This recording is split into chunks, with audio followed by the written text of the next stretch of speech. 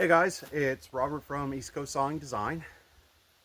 Hope you're having a great day. It is October the 2nd and it's about 12 degrees Celsius out. Very cool, but a very beautiful fall day.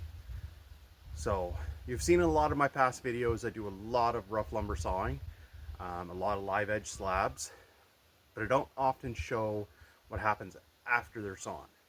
So, today's video is going to be about how I stack my slabs for air drying. So why do we air dry slabs? Well, slabs coming out of a tree are what's called green. Green is in reference to the leaves still being on the trees. So typically green is alive, wet, still full of water. So slabs, when they're cut out of a log, typically can be anywhere between 40 and 50% moisture content, and that's just way too wet for woodworking. There is some cases where the moisture content is not a problem. Outdoor projects is not a problem at all. Rough lumber framing using dimensional lumber is not a problem. But for some of the fine woodworking I do, mostly cutting boards, but uh, some furniture projects, you want your lumber as dry as possible. So we air dry it. Typically, we like to say as sawyers that we want our lumber to dry for a year per inch of thickness till it hits equilibrium. And equilibrium is a measure of wood's moisture content based on the relative humidity.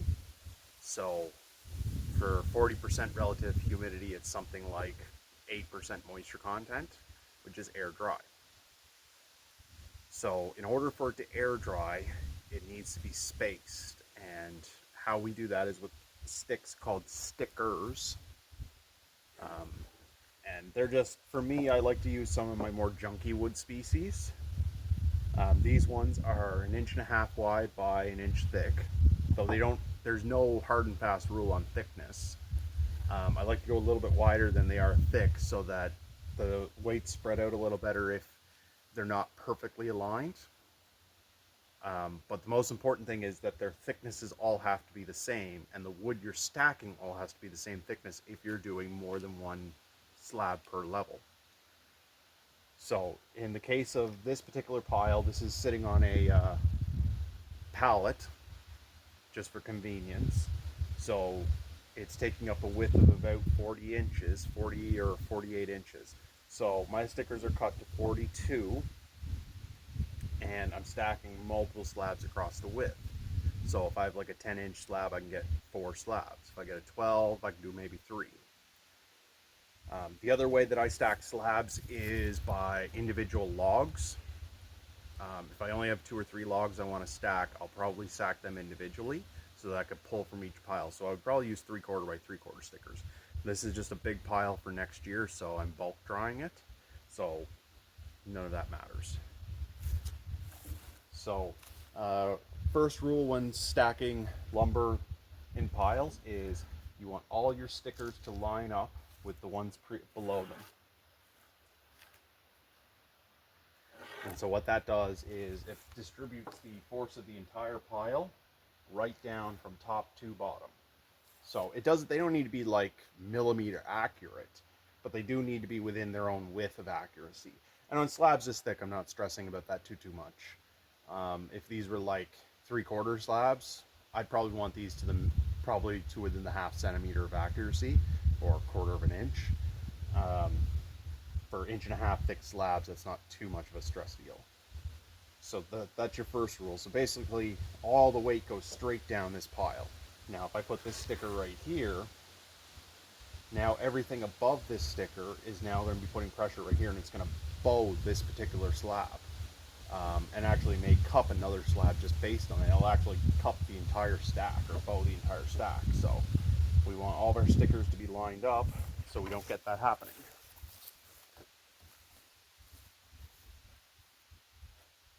Just a little bit out of alignment. So rule 2 is make sure you have enough stickers. For me, over 5 feet,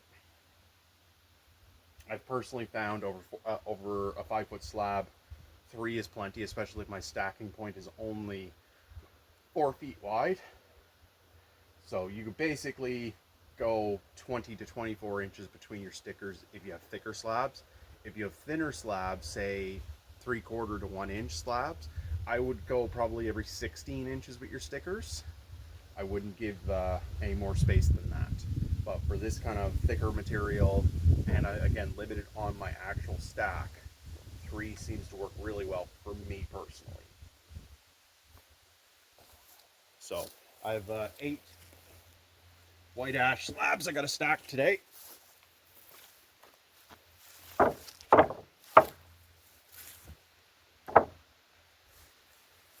So the next rule is make sure all your slabs are the same thickness. You want all your slabs going in each row to be the same thickness. In the case of this, these are all 1.5-inch slabs. If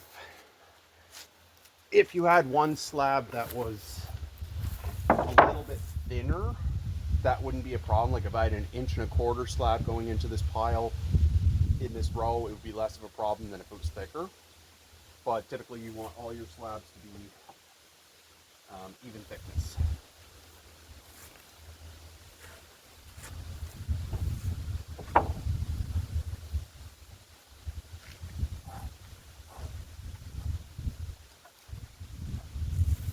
So I found some people like to say don't crowd your slabs, but as long as air can get around them, I found no discernible difference in having them really close or really spaced.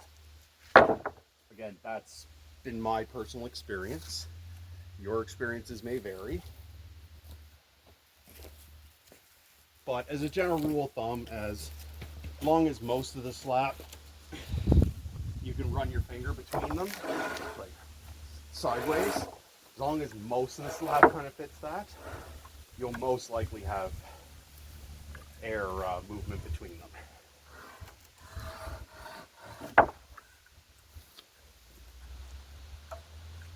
So that's 1 log worth of slabs.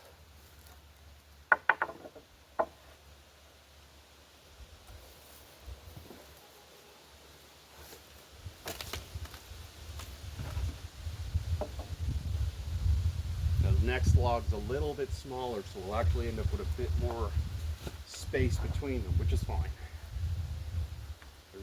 This isn't there isn't any hard and fast rules like you have to do it a certain way. Like there's guidelines, but there's no hard and fast rules. You don't have to do it a certain way.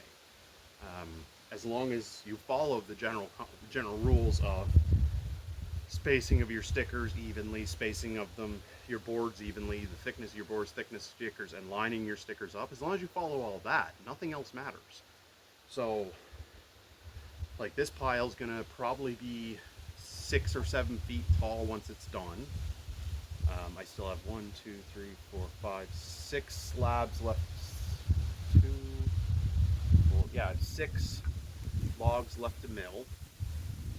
And that's presuming I get no more. There's probably about 8 or so in the pile already.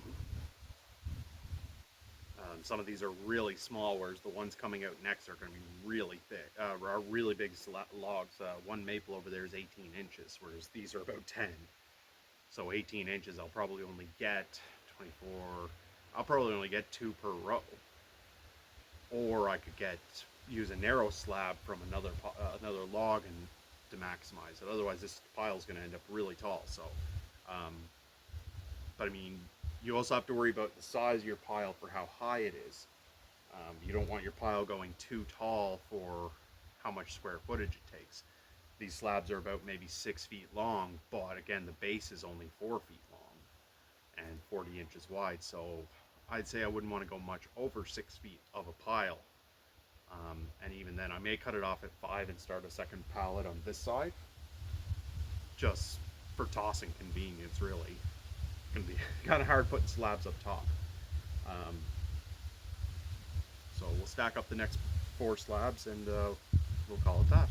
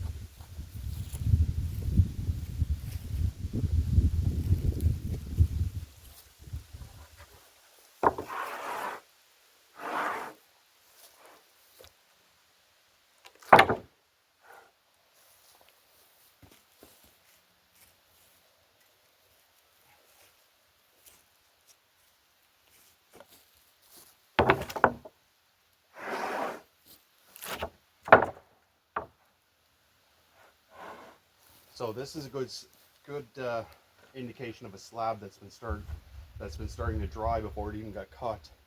So this whole log has been sitting in the wood pile for probably about 2 weeks now. It probably was dead standing ash, or very dying standing ash. We do have some cases of the emerald ash borer here in Cape Breton. A lot of commercial trees have gotten it, and I am seeing evidence of it on my own trees. So this log I think had been probably not in the best of shape standing, and started to dry out as soon as it was cut, or probably even before it was cut. It might have been starting to dry out, especially in the heartwood. And as soon as it was cut, the stress of all that stress being released, it started splitting pretty quickly. So sometimes that's something you have to deal with on your logs. I personally don't, it doesn't bother me to do anything about it. A lot of people say use Armor Seal. Some people say to use, not Armor Seal, Anchor Seal. And some people say to use deck stain and just all kinds of different things, or not deck stain, deck paint or latex paint. Basically something to cover the end grain so that the wood doesn't perspire all of its moisture at the ends before it's sawn. And that's where you get all this cracking called mulray cracking.